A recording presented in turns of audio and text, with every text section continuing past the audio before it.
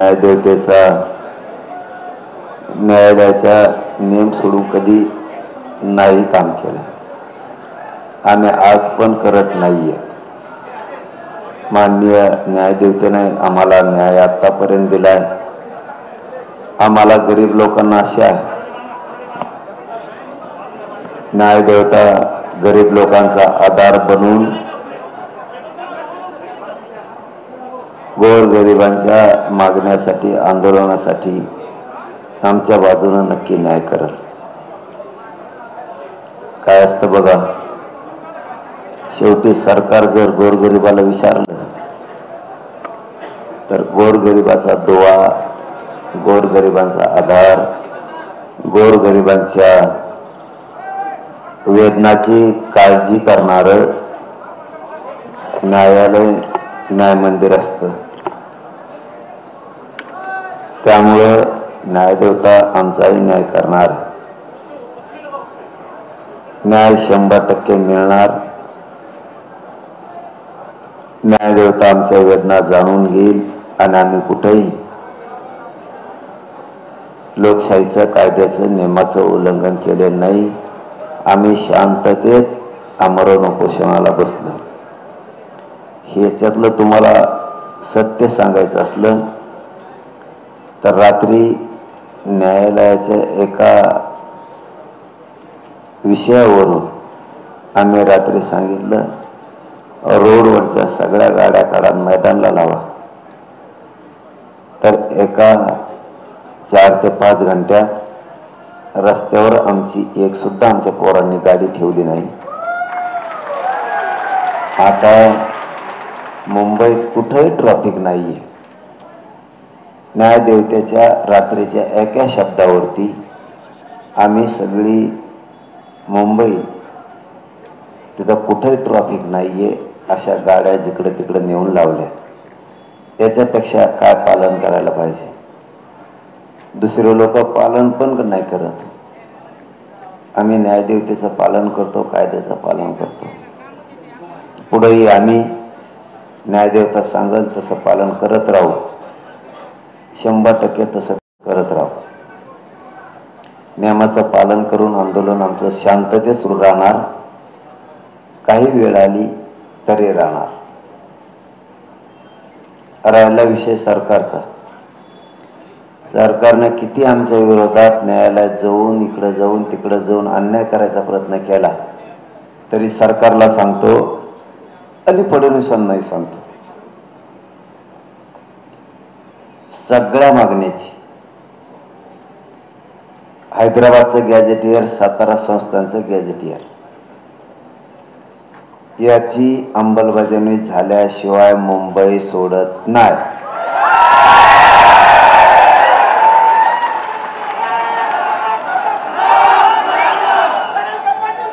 मराठा आणि कुणबी हा एकच, या जारशिवाय मुंबई सोडत नाही। सगळ्या सोयऱ्यांच्या अधिसूचनेची अंमलबजावणी ती पण होणं गरजेचं आहे। त्याला काय अडचण येते आम्हाला सांगा। सगळ्या सोयऱ्याच्या अधिसूचनेला अंमलबजावणीला काय अडचण येते सांगा। मराठा आणि कुणबी एक हे, याला पण काय अडचण येते आम्हाला सांगा। सरसकट राज्यातल्या केसेस मागे घेऊन आमच्यावर हल्ला करणाऱ्या पोलिसांना बडतर्फ करून त्यांच्यावर 120(ब), 307 सारखे गुन्हे दाखल होणं आवश्यक आहे। बलिदान गेलेल्या कुटुंबाला तातडीनं तात्काळ लगेच आर्थिक मदत आणि शैक्षणिक पात्रतेनुसार शासकीय नोकरी देणं आवश्यक आहे, ते द्यावी। आतापर्यंत 58 लाख नोंदी सापडल्यात। 58 लाख नोंदी सापडल्यात। महाराष्ट्रातल्या प्रत्येक ग्रामपंचायतला त्या नोंदी चिटकून जागच्या जागेवर अभियान घेऊन जागच्या जागेवर प्रमाणपत्र, कुणबी प्रमाणपत्र वाटप करणं आवश्यक आहे। ज्यांचे कुणबी प्रमाणपत्र निघाले त्यांच्या व्हॅलिडिटी तातडीनं लगेच देणं गरजेचे, त्याशिवाय आम्ही इथून उठत नाही। शिंदे समितीला मुदतवाढ दिली, तर शिंदे समितीनं रेकॉर्ड शोधणं सुरू ठेवलं पाहिजे. 33-34 सारखा 36 सुद्धा तपासला गेला नाही. देवस्थानाचे दस्तावेज शोधले गेले नाहीत, ते शिंदे समितीनं आता शोधणं गरजेचं आहे. 33-34 सारखा 36 सुद्धा गोशवारा शोधणं गरजेचं आहे. कारागृहातला रेकॉर्ड शोधणं गरजेचं आहे. पोलीस पाटलाचा शोधणं गरजेचं आहे. देवस्थानाचा रेकॉर्ड शोधणं गरजेचं आहे. आणि त्याचे कुणबी प्रमाणपत्र लोकांना देणं आवश्यक आहे. हे काम शिंदे समितीनं करावं. याचबरोबर शिंदे समितीला एक अधिकृत स्वतंत्र त्याचं कार्यालय असणं आवश्यक आहे. ते नाही, ते दिलं जावं. त्यांना मोडी लिपी, फारसी, उर्दू सगळ्या अभ्यासक देणं गरजेचं आहे. ते दिले गेले पाहिजे. तुम्ही किती सरकारनं आम्हाला भिडिलं, आम्ही भेट नसतो. मराठ्याची अवलाद आहे आमची. आम्ही शांत आहे. देवेंद्र फडणवीस साहेब आम्हाला शांत राहू द्या. जे जे बोलतो ते होत असतं माझं. आणखीन मराठ्यांना यायची सुरुवात झालेली नाही. शनिवार रविवार जर मराठी मुंबईत आले तर सोमवारचं आंदोलन खूप छान असणार आहे. मग त्यामुळं ती वेळ मराठ्यावर येऊ देऊ नका. आम्ही मुंबई सोडत नसतो, नाही, त्याच्यावर आम्ही ठाम आहेत. काय करता तुम्ही?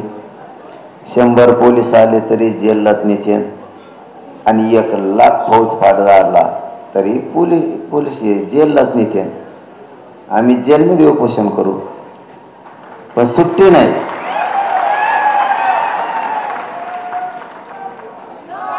तुम्ही एखाद्या समाजावर अन्याय होईल असं वागू नका. मराठ्यांना इथून हुसकून देणं, काढून देणं ही काळजात रुतणारी सल आहे. फडणवीस साहेब, ती ऋतू देऊ नका. तुम्ही काही निमित्त जोडून मराठ्यांना आझाद मैदानावर हुसकून देताल, ती सल, ते झालेला जिवारी वार तुम्हाला मागात पडल. तुम्ही पोलिसांना सांगून अटक करायला लावता, तेही तुमच्यासाठी घातक विषय असणार आहे.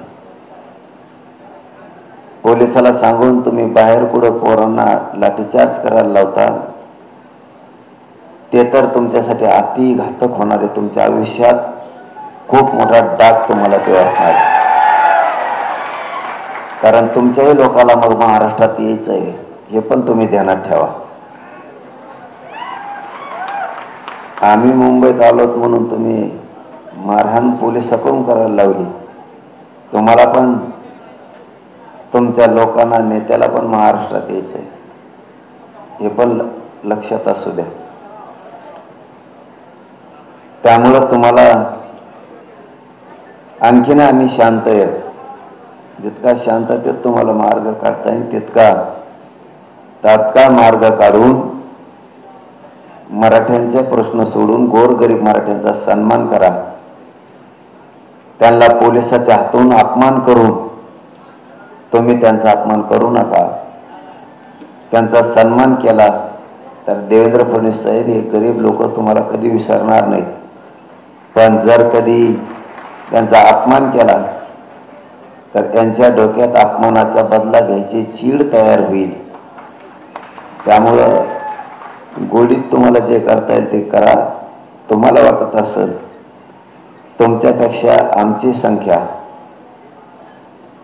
तुम्ही ज्याच्या जीवावर बोलतात त्यांच्यापेक्षा आमची संख्या जवळपास 9.5 पट जास्त आहे. 9.5 पट. जिकडं नाही घुसायचं तिकडं घुसू नका.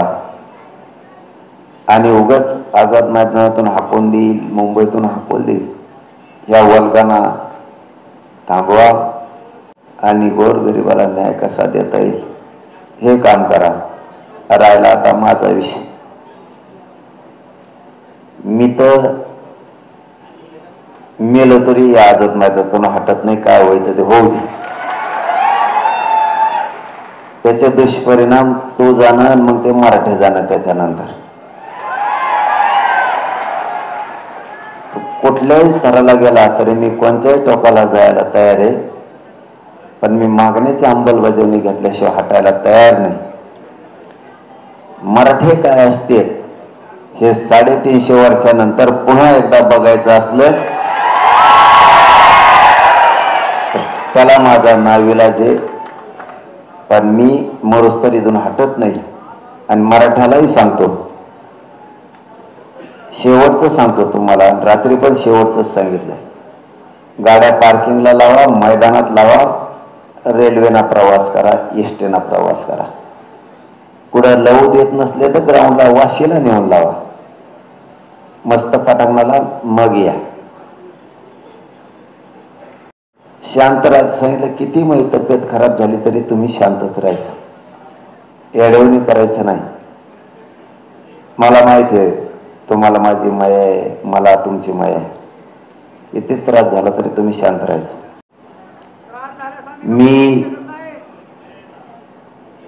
मी मेल्याच्या नंतर तुम्ही तरी पण शांतच राहा, माझं आव्हान. त्याच्यानंतर तुम्हाला काय करायचं तुम्ही तुमचं करा, पण तरीही त्याच्यानंतरही माझं म्हणणं आहे तुम्ही शांत राहा. ही लढाई शांततेने लढायची, जिंकायची. मी मरुस्तर हटणार नाही हे देवेंद्र फडणवीसला ठासून सांगतो की मी मरुस्तर मुंबई सोडत नाही. फक्त कारण करू नका. न्यायालयाच्या सगळ्या नियमाचं आपल्या पोरांनी पालन करावं, जसं रात्री केलं तसं. न्यायदेवता आपल्यासाठी आहे, गोरगरिबांचा आधार आहे, गोरगरिबांना साथ देणारी न्यायदेवता आहे. न्यायदेवता आपल्याला परवानगी देईल, आपल्या बाजूने न्यायदेवता उभा राहील. गोरगरिबांच्या लेकराच्या डोळ्याचे अश्रू पुसायचं काम न्यायदेवता करील. आपल्या वेदनेत सहभागी न्यायदेवता होईल. न्यायदेवता आपल्यावर अन्याय करणार नाही.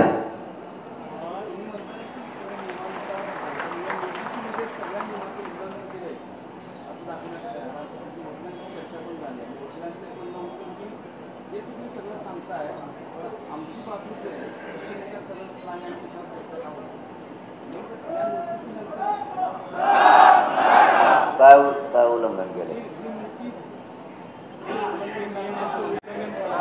सगळं काय? आता तुम्ही सांगितलं रस्त्यात गाड्या काढल्या, तुम्ही सांगितलं 5000 लोक ठेवा, इथं 5000 ठेवले. आता काय याच्यापेक्षा काय असते? अरे बाबा, सरकारला नाशकी सवय लागलेली. देवेंद्र फडणवीस उल्लंघन केलं नाही केलं तरी म्हणायचं त्याने उल्लंघन केलं. इथं 5000 लोक आहेत, तुम्ही म्हणले इथं बसू नका, बिचारे इकडे तिकडे रस्त्यावर फक्त थांबतेत. मग कुठं थांबते? 500 किलोमीटरहून लेकर आले, द्या घर तुम्ही त्यांना.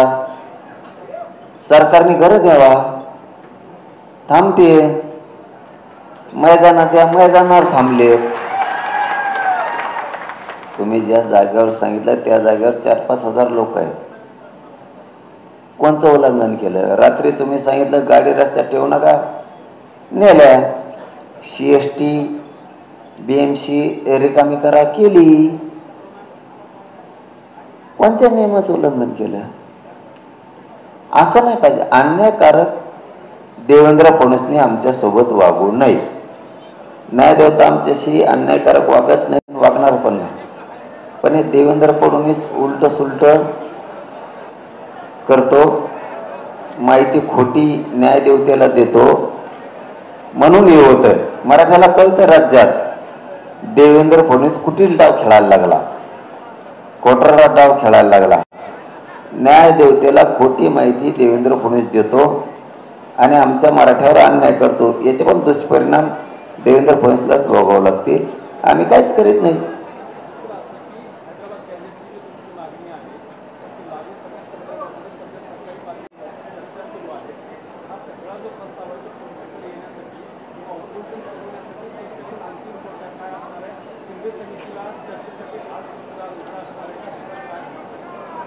काय शिंदे समिती? आमची सरकार सोबत पहिल्या दिवसापासूनच तयारी आहे चर्चेची. आम्ही का नाही म्हणलो, पण हैदराबाद नाही. हैदराबादचं पाहिजेच गॅजेटेड, पण सातारा संस्थान सुद्धा पाहिजे. कारण त्या दिवशी ते असं म्हणले मला, इथं शिंदे समिती, औंध संस्थान आणि बॉम्बे गव्हर्नमेंटचं गॅजेटियरच्या थोड्या कायदेशीर काही त्रुटी आहेत. थोडं आम्हाला ते वाचायचं आणखीन अभ्यासात राहिलं. म्हणलं ठीक आहे, पटलं ते. हैदराबाद गॅजेटियर आणि सातारा संस्थांचं गॅजेटियर मला पाहिजे. त्याचा तुमचा अभ्यास झालाय? ते म्हणले हो. मग काय,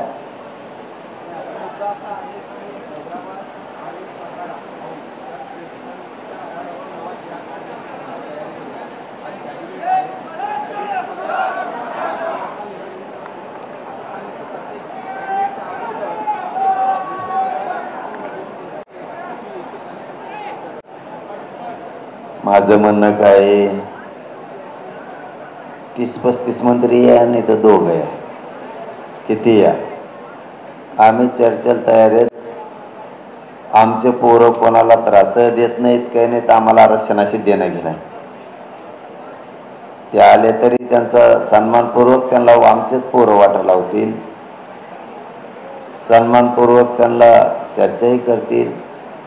पण एक गोष्ट लक्षात ठेवा, मी मागितलेले 4ही गॅजेटियर, त्यापैकी 2चं त्यांचं म्हणणं आहे थोडा अभ्यास त्याचा राहिलेला आहे आणि समजून घ्यावं लागतं. राहिलं असेल ते बॉम्बे गव्हर्नमेंटचं गॅजेटियर थोडं किचकट आहे असं त्यांचं म्हणणं आहे. ठीक आहे, आपण समजून घेऊ. मग हैदराबादचं गॅजेटियर आणि सातारा संस्थांचं गॅजेटियर याची अंमलबजावणी करायला तुम्हाला हरकत काय? अभ्यास झालाय का? हो झाला. मग देऊन टाका दोन्ही गॅजेटियर. मी ते ऐकत नाही एकनफिक, दोन्ही पण.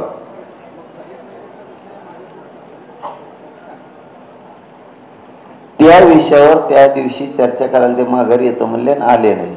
होईल चर्चा. हे बघा, माझ्या समाजाला एक गोष्ट पक्की माहिती, मी कुठलाच मुद्दा मागं राहू देत नाही. पण मी जे घेतो ते चंद्र सूर्य असेपर्यंत माझ्या जातीला टिकन असं घेतो, दमाने घेतो.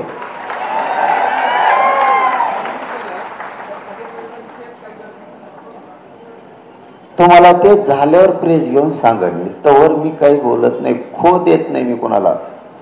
कबड्डी खेळायच्या आधीच खो द्यायचा नाही, कबड्डी खेळायला लागल्यावर खो द्यायचं.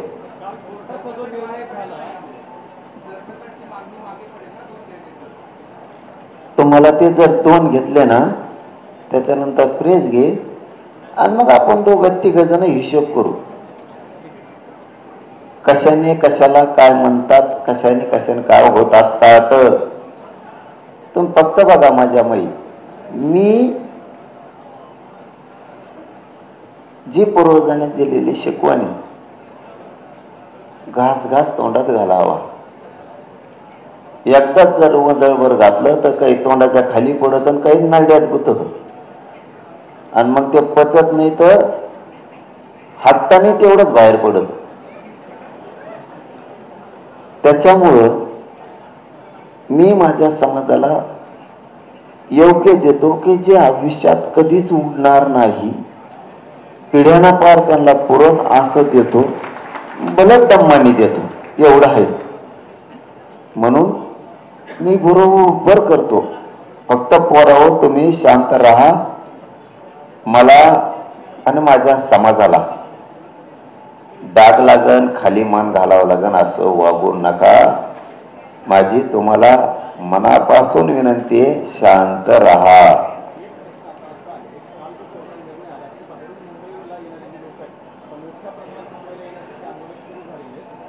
कधी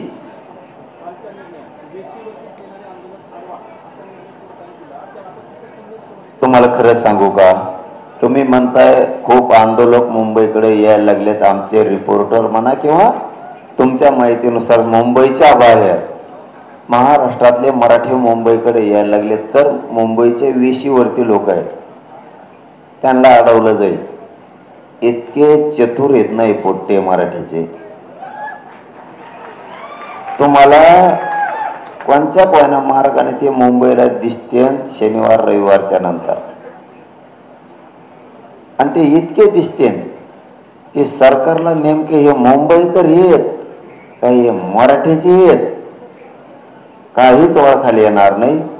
आणि सोमवारच्या नंतरचं महाराष्ट्रातलं आंदोलन देवेंद्र फडणवीसनी स्वतः चुकीमुळे चाललेलं ते आंदोलन आहे देवेंद्र फडणवीसचे. आणि तोवर मी जगत बी नाही. आणि इतक्या दिवस उपोषण, मला तुमच्या संग बोलायचं असलं का आधी पाणी प्यावं लागतं मग बोलावं लागतं. तुम्हालाही खोटं बोलायची मला गरज नाही. नवीन पत्रकार बांधव यांना ठीक आहे, यांना खोटं बी वाटत असं, पण तुम्ही 2 वर्षात माहिती आहे तुम्हाला मला काय काय कोणत्या वेळेला करावं लागतं. मराठी मुंबईत येणार कोणी त्यांना अडवू शकत नाही. आणि अडलं तरी बी ते बघा तुम्ही कशा मार्गाने मुंबईत येते. आणि ते दिवस देवेंद्र फडणवीस साहेबांनी येऊ देऊ नये. आणखीनच त्यांच्याविषयी आमच्या मनात कटुता नाही. आणखीन पण इतका त्रास दिला त्याने आम्हाला, परवानग्या रद्द केल्या, पोराला त्रास दिला, झोपून दिलं नाही, पाणी दिलं नाही, भाकरी दिलं नाही, जेवायला दिलं नाही, मुंबईत फिरू दिलं नाही, इतका त्रास दिला देवेंद्र फडणवीस. तरी आमच्या मनात त्यांच्याविषयी कटुता नाही. त्यांनी आमच्या मागण्याची अंमलबजावणी करावी, बस. आम्हाला काय अपेक्षा नाही. चला, धन्यवाद.